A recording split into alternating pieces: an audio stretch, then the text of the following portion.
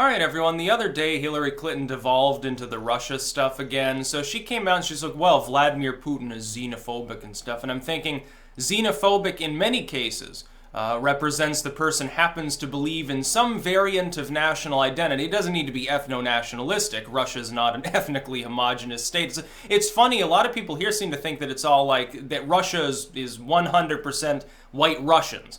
Go to Siberia or Kamchatka sometime, or maybe the lower steppe, or, the parts of Chechnya. I think you'll find that Russia is actually incredibly diverse. Here's the thing, though. Putin imposes a national civic identity of Russiandom, because if he doesn't, the nation will fall apart. It wouldn't be able to be held together. You realize most of the world is built upon that basic premise.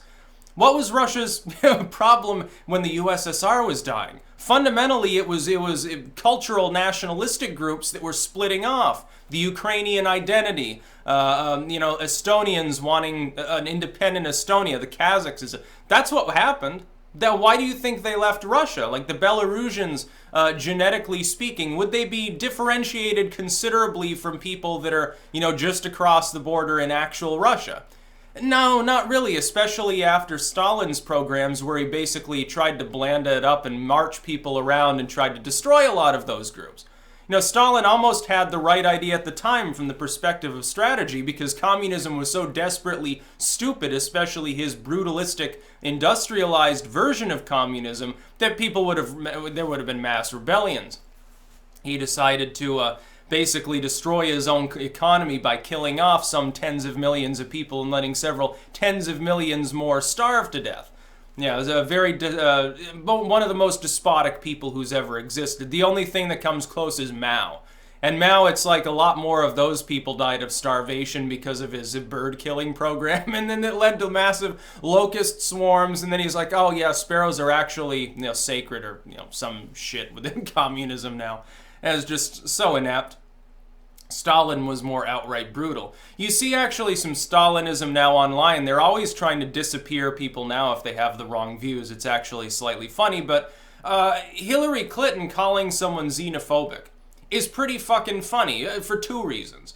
Number one, if you look back to her prior presidential campaign, no, I don't mean 2016, I mean when she was running against and got schlonged by Obama, she sounded a lot like what Trump sounds like now. She was like, well, I'm not fully on board with gay marriage, borders need to be shut, we need to deport anyone who's here illegally. Just because someone's a child doesn't mean they can stay here, literally, in her own words. More nativistic, I guess. By her own modern standards, aka the standards of the Democratic Party of people like Maxine Waters and Kirsten Gillibrand, I guess she was a Nazi at the time. I guess Hillary Clinton was in the alt-right 10 years ago, or some stupid stuff like that. But then I was reminded, of course, and I like pointing this out anytime Hillary Clinton suggests that neoliberalism is a good thing and globalism is wonderful and she's a great leader of minority rights. Remember when she goes on the largely black radio station? I think it was a Detroit radio station, if I remember correctly. And she's like, oh yeah, I carry hot sauce around in my pocket. Oh, hoo-hee. Yeah, basically, don't worry, I'm not like these other old white people that put mayonnaise on everything, and it's just so stereotypical, it's so bigoted, and so obviously so. If she didn't have a D after her name and wasn't Hillary Clinton, the Democratic Party never would have wanted her, the lay people never would have voted for her, they'd be calling her Hitler. They wouldn't be saying it about Donald Trump. Trump points out a rudimentary variant of populist nativism, and people assume that it's about race, and his opponent is literally making racial statements on a regular basis, constantly obsessing over the issue. It's like all she ever talks about. It's like, what are you talking about? And you're calling Vladimir Putin xenophobic? No, he's just created a cultural identity. Woven that fabric around the nation to hold it together. Now, you don't have to like Putin. Of course, I'm not a supporter of him. Some people, they're like, they realize globalism's a bad thing. For some reason, they embrace globalism a la, the latter-day post-USSR sentiment of KGB agent Putin.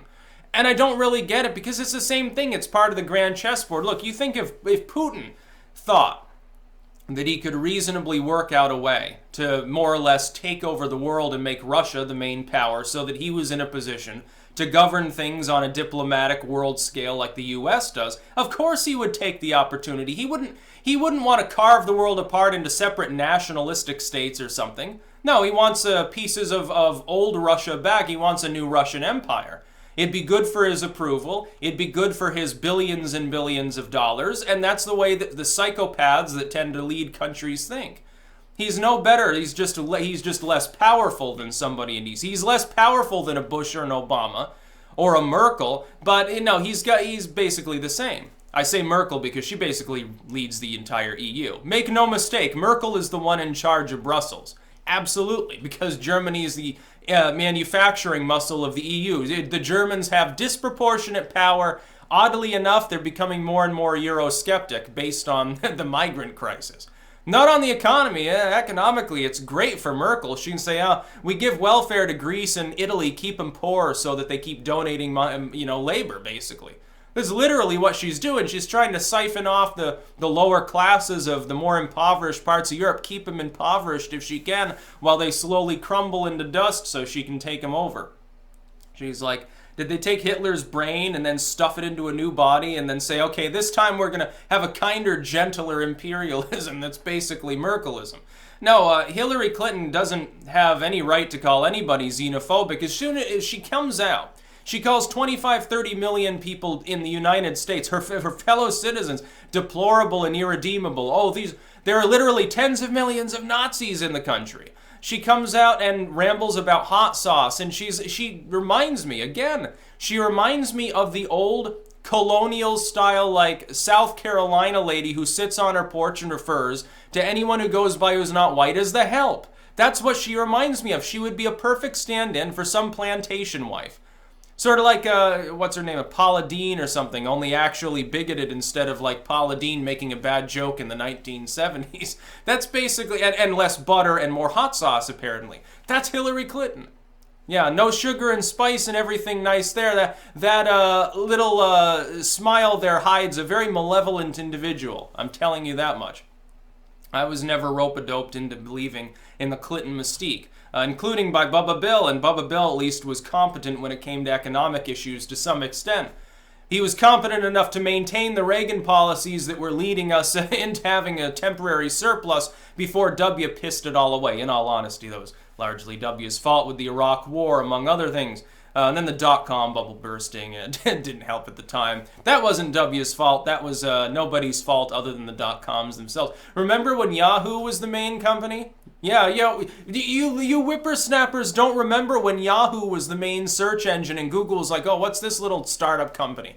Yeah, it was really, really funny, and now look at it, how the roles have reversed, and Yahoo is now a zombie firm that still exists because it was once powerful. And they have a news, handle that is like totally warped and useless. You can't even archive it well because of its format. It's so terrible. It's like stepping back into the 90s.